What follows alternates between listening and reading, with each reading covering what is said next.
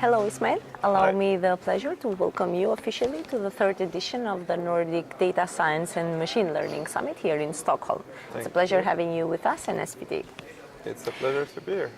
Thanks. So before we go on with further questions, can you please tell us more about yourself, your background and expertise? Right. So, basically, for now, I'm working in the data team at SVT, which is the Swedish television, national Swedish television. I generally love playing around with data. In general, I've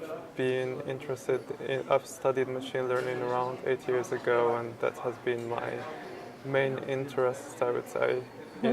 And I would probably classify myself more as a developer in general. Ismail, you presented today on antipatterns on the design of machine learning systems. So what should we do to build a machine learning system that will work actually? That's a good question. It's also very general, as you said. It's I would love if I had an answer that would directly, tell you here are the instructions to get a machine learning system that works as convenient as that would be. The nature of machine learning itself is in such a way that it is arbitrary. And when we're dealing with something that is arbitrary, then we're dealing with things that we do not necessarily have control over. And one of them, for example, is bias. One of them is sometimes where we get data from, our data models, and things like that. So that being said, what we can actually do is have a more scientific approach to the way we design machine learning models and the way we design the data models that we use there. That would be the first point, I would say.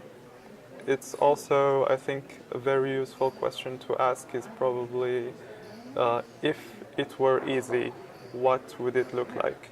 And that would make you start by something that is very simple.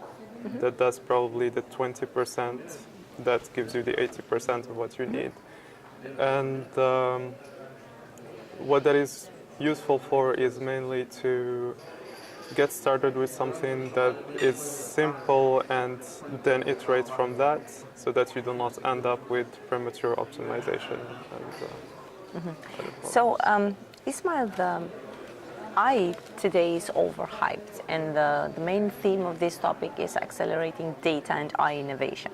So, according to your expertise, what would you say is the link between AI and adding to that data science, and of course, in the context of machine learning as well? Can we differentiate between them? Definitely, we definitely can differentiate between AI, machine learning. What's up with all of this buzz, and how does it affect it? In a way, it is all of those are buzzwords, and I think in events like this there will be lots of buzzwords. But it's also true that buzzwords or cheesy words usually define something that is starting to become very common. Not to digress there, but to come back to your question, I think it's better to give an example, for example, from chess. Let's say that you are playing a chess game against a computer, right? So if the artificial intelligence that is playing against you on the computer, if it did learn from previous experience, or if it is learning from experiences, then that would be more machine learning. Yes. Because it has some form of judging how it learned. It has some data to learn from, etc. AI in general is not necessarily machine learning, but machine learning is basically part of artificial intelligence. So an AI for chess would be, for example, something that just checks all the possibilities and makes a choice. Now, it's not learning from any previous data. It's not learning from how you've played with it.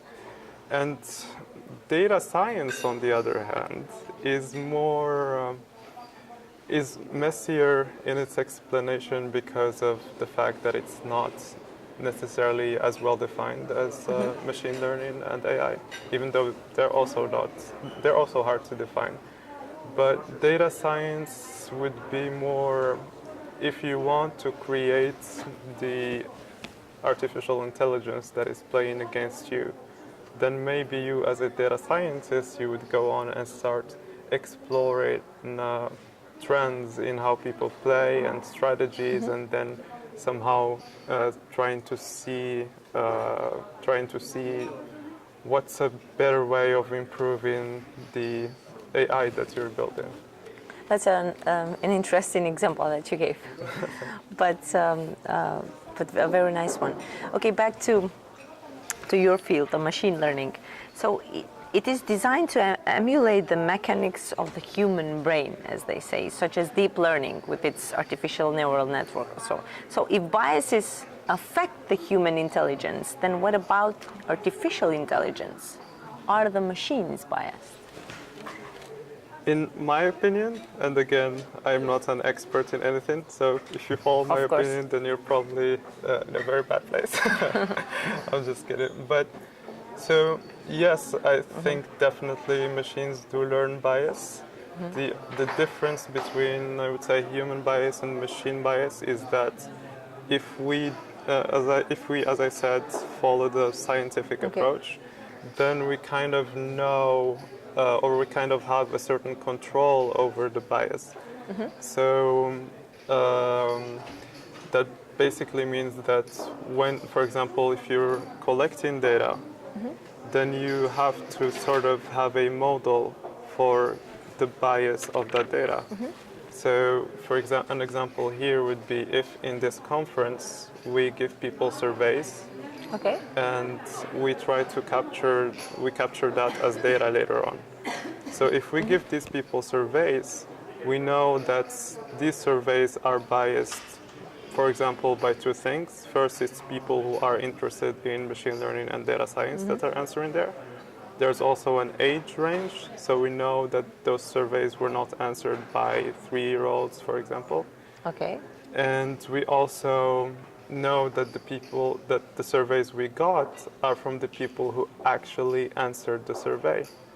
So that's the population that the survey results are representative from.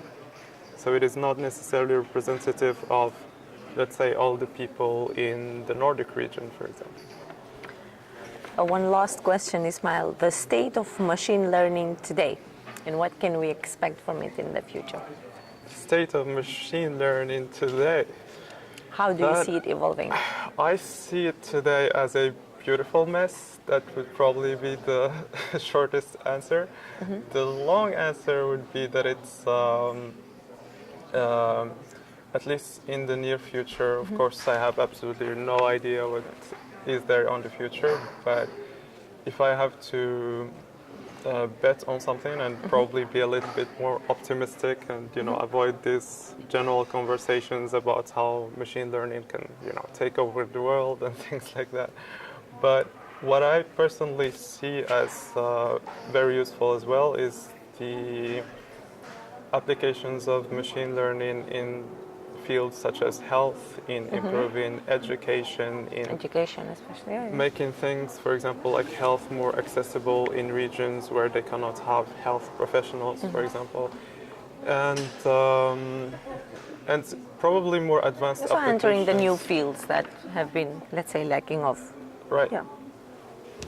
And it's also true that at this stage now, it's more, I think the need is more for data engineering rather than the data science or the machine learning part of data science.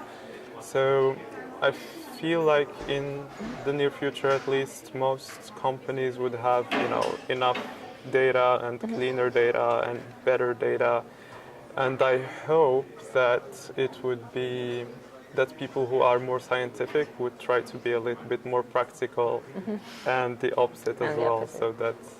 Well, if you see, we have been gathering today both the business side and the technical side. Right. So we have like 2+2 stages, and that is one of the purposes. But Ismail, thank you very much for joining our summit, and thank you for accepting to conduct this interview. Thank you. Thank you. Pleasure. Thank you for the time.